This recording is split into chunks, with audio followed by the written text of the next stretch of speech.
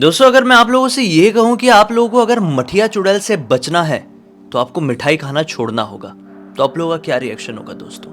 आप लोग तो यही बोलेंगे ना, अरे ऐसे कैसे छोड़ दे, मिठाई तो कितने सारे लोगों की पसंद होती है, आपकी भी होगी, मेरी भी है, बेशक है। लेकिन दोस्तों सच बताऊं, मिठाई खा के घर से निकलोगे तो मठिया चुड़ैल को चिपका कर घर पर ले आओगे और फिर ऐसी मनुष्यत अपने जीवन और अपने परिवार के साथ बांध लोगे ना, कभी सोच भी नहीं पाओगे दोस्तों। जी हाँ, नहीं नहीं नहीं, इसका मतलब ये नहीं है कि आपको जीवन भर के लिए हमेशा हमेशा के लिए मिठाई खाना छोड़ना होगा। कुछ ऐसी कंडीशंस होती हैं जो कि लागू हो जाती है मठिया चुड़ैल से बचने के लिए। क्या कंडीशन है, क्या कंफ्यूजन हो रहा है ना? आइए इस कंफ्यूजन को क्लियर करते हैं कहानी के जरिए। दरअसल ये घटना आज से 40 साल पहले श्रीनगर में रहने वाले जयलाल नाम के व्यक्ति के साथ घटी थी। ये घटना के बारे में बताने से पहले मैं आप लोगों को शॉर्टकट में जयलाल का इंट्रोडक्शन दे देता हूँ।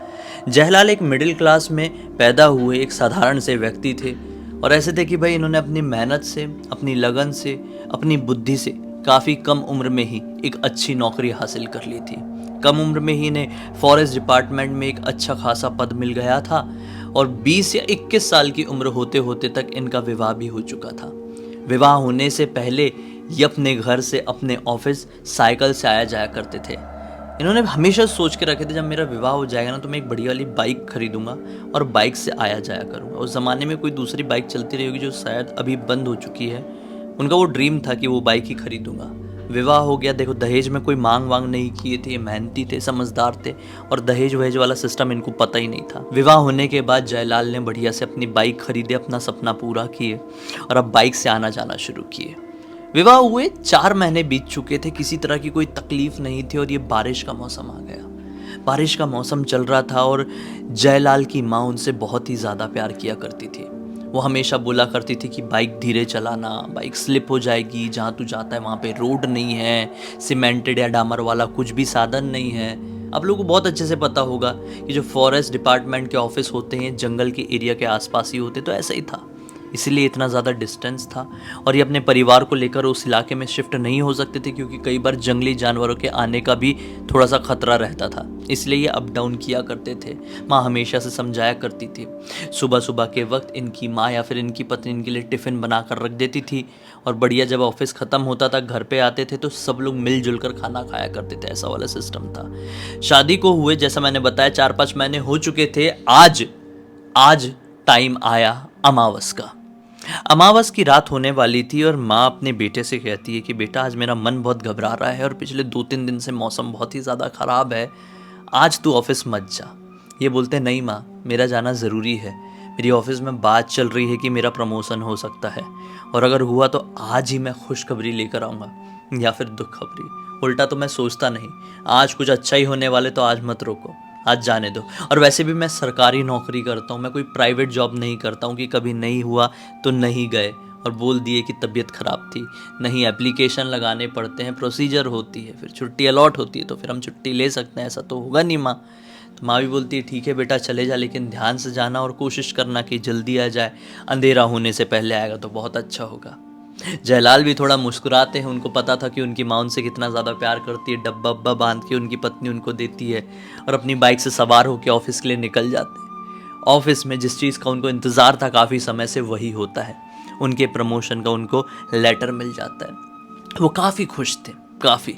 दरअसल कई बार ना वो शाम के वक्त यानी कि 5 बजे के आसपास इनको एक छोटा सा ब्रेक मिलता था, तो अपने दोस्तों के साथ, मतलब जो इनके साथ काम किया करते थे ना कर्मचारी, उनके साथ मिलके अपने ऑफिस से थोड़ी ही आगे ना एक ऐसा था, मतलब एक दुकान जैसी थी, जैसे आजकल कैसा बीकानेर वाली दुकान होती है ना जहाँ पे मिठाई, समोसा, खमन ढोकला ये सारी चीज़ें मिलती है, तो वैसे ही ना इनके ऑफिस के भी थोड़े ही आगे था, 1 या 1.5 किलोमीटर की दूरी पर एक बढ़िया सी दुकान थी। वहाँ पे कई बार कचौड़ियाँ, समोसे, वो जो वड़े होते हैं, बहुत सारी चीज़ें ऐसी मिला करती थी, मिठाइयाँ भी मिला करती थी, ऐसे जाया करते थे। तो आज अपने सारे दोस्तों को बोलते हैं कि देखो हमको लेटर मिला है, आज हम पार्टी देंगे वहाँ पे। सब दोस्तों को लेके जाते बढ़िया वहाँ पे, समोसा, कचौड़ी, वड़े, सबको पार्टी देते हैं और फिर इनको एक मिठाई दिखती है। ये मिठाई थी काजू कतली। काजू कतली ने इनकी पत्नी को बड़ी पसंद थी, साथ ही साथ माँ को भी।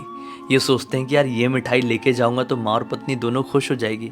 आज पैसों का मुंह नहीं देखूंगा, आज मैं पूरा 1 किलो मिठाई खरीद के लेके जाऊंगा। काजू कतली थोड़ी महंगी भी आती है, आप लोगों को पता ही होगा। खैर वो बढ़िया काजू कतली पैक कराते हैं, ऑफिस आते हैं, थोड़ा लोगों को भी बांटते हैं, लेकिन ज़्यादा मात्रा में बचा लेते हैं अपनी पत्नी के लिए, अपनी माँ के लिए। अब वो वक्त आता है कि जब इनको ऑफिस से अपने घर को निकलना था और घर में सभी लोगों को ये बड़ी सी खुशखबरी देना था, क्योंकि अब सैलरी भी बढ़नी थी भाई। ये ऑफिस से निकलने ही वाले थे कि फिर बारिश होना शुरू हो जाती। आज दिन भर से बारिश हुई नहीं थी, पिछले 2-3 दिन से लगातार हो रही थी, दिन भर से आज बंद हो गई थी। लेकिन जब इनका घर निकलने का समय आया तो फिर बारिश होने लगी, और ये बारिश थोड़ी ज़्यादा थी। मोटी मोटी बूंदें टपक रही थी, ज़ोर ज़ोर से बिजलियाँ खड़क रही थी। ये सोचे कैसा करें यार। इनका टाइम होता था 7:30 से 8 बजे निकलने का, लेकिन आज बारिश का रुकने का इंतज़ार करते करते 8:30 बज गए। 8:30 से 9, फिर 9:30, फिर 10। घर पे सभी लोग चिंता में आ गए। अरे अभी तक जयलाल आए नहीं हैं। माँ तो रोने लगी, क्योंकि माँ का मन तो दिन भर से आज घबरा रहा था, मन गवाही नहीं दे रहा था कि उनका बेटा आज नौकरी पर जाए। पहले ऐसा फ़ोन मोबाइल इतने इजीली होते नहीं थे छोटी जगहों पर कि पूछ ले हाल चाल, खबर पूछ ले कि कब आओगे, कहीं फंस गए हो क्या। बस एक ही इलाज था, चिट्ठी लिखना। और इतनी सी दूरी के लिए, सेम डे के लिए, सेम घंटे के लिए, मतलब कहाँ से चिट्ठी विट्ठी वाला सिस्टम हो पाता। तो बस ये सोच लेते हैं कि यार अभी आधे घंटे और बारिश नहीं रुकी ना, यानी 10:30 11 बजे तक मैक्स टू मैक्स, तो वो सारी चीज़ें भूल जाएंगे। ऐसी बाइक उठाएंगे और निकलेंगे, चाहे फिर कितने ही भीगे, कितनी भी तबीयत ख़राब हो, क्योंकि आज घर पे जाने की एक्साइटमेंट, और घर पे जाना है, सब लोगों को मिठाई खिलाना है। मिठाई खरीदे हैं, माँ की पत्नी की फेवरेट मिठाई है।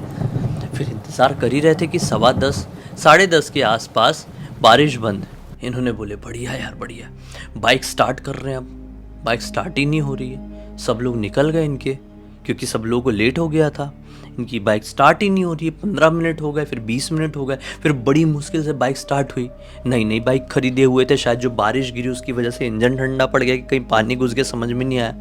फिर निकाले बाइक, लगभग 3 किलोमीटर आगे पहुँचे होंगे अपने ऑफिस से, 3 किलोमीटर। अचानक से इनकी बाइक फिर से बंद पड़ जाती। बोले चल क्या रहा है यार। फिर बाइक स्टार्ट कर रहे हैं, हो ही नहीं रही है, हो ही नहीं रही है, हो ही नहीं रही। अब सोचे कि छोड़ता हूँ बाइक को, अभी आधा डिस्टेंस बाकी है मेरे घर का, जल्दी जल्दी जल्दी जल्दी निकलता हूँ। बारिश भी हो चुकी है थोड़ी कम, क्योंकि अब ठंड भी लग रही है। ज़्यादा देर ऐसे बारिश में रुके रहेंगे तबीयत ज़्यादा ख़राब हो सकती है। और इनका ऐसा था कि भाई इनको ना तबीयत ख़राब करके बिस्तर में पड़ना बिल्कुल भी पसंद नहीं था। ये बाइक छोड़ देते हैं, अब हार मान गए थे और निकलने ही लगते हैं कि अचानक से सामने से एक आदमी आता हुआ दिखाई देता है। ये आदमी पूरा गांव वाले ही अपने वेशभूषा में था। उनको आगे कहता है कि इस रास्ते से आगे मत जाओ, मैं भी लौट कर आ रहा हूँ। जयलाल कहते हैं कि क्यों, इस रास्ते में ऐसा क्या हो गया है। वो आदमी बताता है कि इस रास्ते में कंस्ट्रक्शन का काम शुरू कर दिए हैं शाम से ही, और पूरे रास्ते को सीज जैसा कर दिए हैं, तो आप आगे बढ़ ही नहीं पाओगे, लौट के ही आना पड़ेगा। भलाई के लिए कह रहा हूँ, बारिश हो रही है, इतने भीगे हुए हो, वहाँ तक जाओगे समय बर्बाद होगा, उससे अच्छा वहाँ पर निकल जाओ। मैं भी उधर ही जा रहा हूँ, मेरे साथ साथ चलो। यहाँ पर ना उन्होंने एक रास्ता देखा, वो जो आदमी आया था उन्होंने एक रास्ता दिखाया कि यहाँ पे जो पतला वाला रास्ता है, इसको पकड़ के निकलोगे 700-800 मीटर सीधा सीधा चलोगे ना, तो तुम वहीं पर मिलोगे, उसी रास्ते मिल जाओगे जहाँ से तुम अभी जाना चाह रहे थे। इन्होंने सोचा चलो ठीक है यार, पहले कभी गए नहीं और ये आदमी भी वहीं जा रहा है तो हम भी बढ़ चलते हैं। फिर बोलते हैं कि 1 मिनट मैं अपनी बाइक स्टार्ट करके देखता हूँ, अगर स्टार्ट हो जाए तो चलते हैं इसी से। वो फिर से जाते हैं बाइक की तरफ, बाइक में किक मारी है, एक बार में बाइक स्टार्ट हो गई। बोले अच्छा यार चलो, बैठ के ये लोग निकल पड़ते हैं। अब थोड़ा आगे बढ़े होंगे, रास्ता ख़त्म ही होने वाला होगा कि अचानक से इनके मन में आता है जो पीछे व्यक्ति है उससे नाम तो पूछ लेता हूँ, क्योंकि उसने अभी तक का रास्ता मुझे दिखाया है। उससे नाम पूछने को होते हैं तो पीछे से कोई जवाब नहीं आता। बोले अरे जवाब क्यों नहीं आया, आपने सुने नहीं, मैंने आपसे आपका नाम पूछा। जयलाल ने फिर से रिपीट करते हुए कहा। फिर से कोई जवाब नहीं आया। जयलाल पलट के देखते हैं, पीछे कोई नहीं। जयलाल की सिट्टी पिट्टी गुल। जयलाल की अचानक से बाइक धड़धड़ा के स्लिप होती है और नीचे। घबरा गए भाई, अभी तक एक आदमी बैठा हुआ था, अचानक से गायब हो गया। रोड भी ऐसी गीली, ब्रेक जैसा मारे, हाथ भी कांप गए थे, पैर भी कांप गए थे, तो बाइक स्लिप होके गिर गई। अब गिरी है तो भागते भागते एक औरत आई उस तरफ से, मतलब इस तरफ बाइक गिरी तो उस तरफ से भागते भागते एक औरत आई और इनको सहारा देके उठाने लगी। इनकी बाइक भी उठाने में मदद की। कीचड़ से कपड़े गंदे हो चुके थे। इन्होंने देखे कि यार ये औरत तो बड़ी भली सी औरत दिखाई दे रही है, खूबसूरत सी औरत है, यहाँ पर इतनी रात गए कहाँ जा रही है।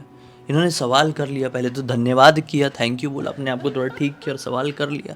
बोले इतनी रात गए आप इस तरह से घर से बाहर, बारिश भी पड़ रही है, कोई तकलीफ़ है क्या, किसी ने कुछ परेशान किया है, कुछ मदद चाहिए?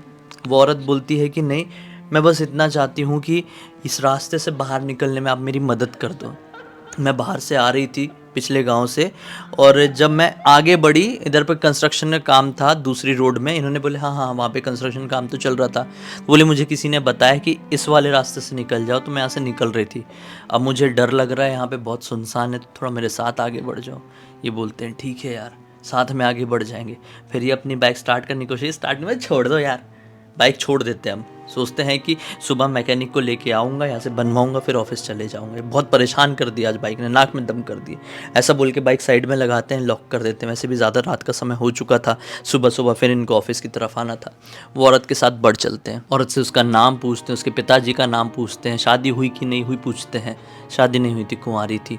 सारी चीज़ें बातचीत करते करते ये लोग आगे बढ़े ही हैं, अचानक से ना ये पूरी तरह से ब्लैंक हो गए। इनको कुछ भी समझ में नहीं आ रहा है। अब इनके जीवन में जो कुछ भी हुआ इनको नहीं मालूम, इनकी पत्नी को मालूम है। इनकी पत्नी ने फिर इन्हें बताई। ये घर पर पहुंचे होंगे लगभग रात के 12:15 बजे के आसपास। मिठाई का डब्बा खोले तो अंदर मिठाई की जगह सिर्फ कीड़े कीड़े भरे हुए हैं। घर के सारे लोग घबरा गए। उन्होंने डब्बा बाहर फेंका। बोले क्या हो गया, डब्बा क्या हुआ? ये बोलते हैं कि मुझे नहीं पता, मैं तो मिठाई खरीद के लेके आया था, ये डब्बे से कीड़े कैसे बन गए कुछ नहीं पता। उसके बाद ये सोने के लिए चले गए और सपने में इन्हें वही लड़की दिखाई देती, बार बार आती और सपने में इनसे मिठाई मांगती। और ये सपने में यही बोलते कि अरे मेरे पास मिठाई कहाँ है? वो बोलती कि तुम्हारे बैग में तो रखी हुई है, जो तुम अपनी पत्नी और अपनी माँ के लिए खरीदे हो, मुझे दे दो। बार बार ऐसा कहती। अब इनकी कंडीशन ऐसी हो गई ना भाई कि खाना खाने भी जाते ना तो खाने में सिर्फ कीड़े दिखाई देते। मिठाई तो भूल ही जाओ, मिठाई देखते तो मिठाई में जहरीले वाले जो कीड़े होते हैं ना, ऐसे बिच्छू छोटे छोटे सांप ऐसे दिखाई देते। इनका खाना पीना सब बंद हो गया, इनका घर से बाहर निकलना दुश्वार हो गया। मतलब ऐसा हो गया, अब कंडीशन तो ऐसी आ गई कि बिस्तर से उठ नहीं पा रहे। अच्छे खासे हट्टे कट्टे व्यक्ति, प्रमोशन अभी मिला था, घर पे खुशी से मिठाई लेकर जा रहे थे। ये क्या सामना हो गया यार। फिर इनकी माँ एक तांत्रिक बाबा से बात करती है, पहचान वाले के थ्रू इनका कांटेक्ट होता है तांत्रिक बाबा से, और बात की जाती है। और फिर पता चलता है तांत्रिक बाबा जब घर पे आते हैं तो कि इनको मिठिया चुड़ैल ने झपट ली है। दरअसल ये जो मिठाई लेकर आ रहे थे ना रास्ते में, उसकी स्मेल मिठिया चुड़ैल को चली गई।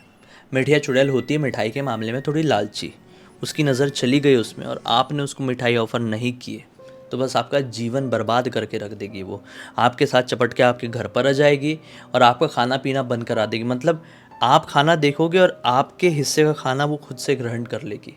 मतलब ऐसा सिस्टम हो जाता है भाई, बड़ा ख़तरनाक सिस्टम होता है। तांत्रिक बाबा ने बोले ऐसा वाला हुआ है इसके साथ, तो एक काम करो 11 किलो मिठाई खरीदो और यहाँ पर जहाँ पर उसके साथ ये कांड हुआ लड़के के साथ, वहाँ पर जाके वो मिठाई रखवा दो। रात के समय जाना, अमावस का दिन होना चाहिए। अब जब तक अमावस का दिन नहीं होता है तब तक बेचारा लड़का इसी तरह से परेशान रहेगा। लेकिन फिर भी हम एक भभूति दे देते हैं, उसका 2-2 हिस्सा रोज़ इसे दे देना सुबह शाम। देखो भगवान का आशीर्वाद रहा तो ठीक हो जाएगा। जैसे तैसे करके इंतज़ार किया गया, भभूति के दम पे थोड़ा सा इनको आराम मिलता रहा। फिर अमावस की रात आई अगली, और फिर उसको ले जाया गया 11 किलो मिठाई को वहाँ पर, और वहाँ पर रखाया गया। उसके बाद से इनके जीवन में धीरे धीरे करके सुधार आया। तो मतलब ऐसा जो इनके जीवन में जो 1 महीने थे ना, मतलब पिछली अमावस से अगली अमावस तक के, ये बड़े ही मनूस घटे। इनको तो चीज़ें याद भी नहीं थी, क्या हुआ क्या नहीं। इनको जितना याद था उतना इन्होंने अपने घर वालों को बताया ठीक होने के बाद, फिर बाकी का घर वालों ने इन्हें बताया। फिर ये जो पूरी घटना जो हुई, इनकी पत्नी ने काफ़ी समय बाद अपने नाती को सुनाई, जिसका नाम था हिमांश। हिमांश ने पूरी की पूरी कहानी हमें इंस्टाग्राम पर लिख भेजा और चाहा कि पूरी दुनिया को बताएं और सतर्क करें कि कभी भी अनजान सुनसान जगह से आ रहे हो, पास में मिठाई या मिठाई खा कर निकले हो, तो थोड़ा रुक जाओ, संभल जाओ, क्या पता कहीं पे मठिया चुड़ैल आपका इंतज़ार कर रही हो। खैर दोस्तों, अब तक इस वीडियो को देख लिए, मनोरंजन मिला है, कोई नई सीख मिली है तो लाइक ज़रूर कर देना। चैनल को सब्सक्राइब करके बेल आइकन दबा के ऑल के ऑप्शन में क्लिक करना है। इस तरह के हैरान कर देने वाले खौफनाक वीडियोस डेली आप लोगों के सामने लेके आता रहता हूँ। इंस्टाग्राम की लिंक इस वीडियो के डिस्क्रिप्शन बॉक्स में मिल जाए, क्लिक करके डायरेक्टली वहाँ पर पहुँच जाना। और इसी तरह की कोई भी कहानी, टॉपिक या जानकारी आप लोग के पास भी है तो लिख भेजना। हो सकता है मेरा अगला वीडियो आप लोग के हिसाब से बन रहा हो। तो चलिए कल फिर से मिलता हूँ, तब तक के लिए बहुत बहुत धन्यवाद। आप लोग का दिन शुभ हो।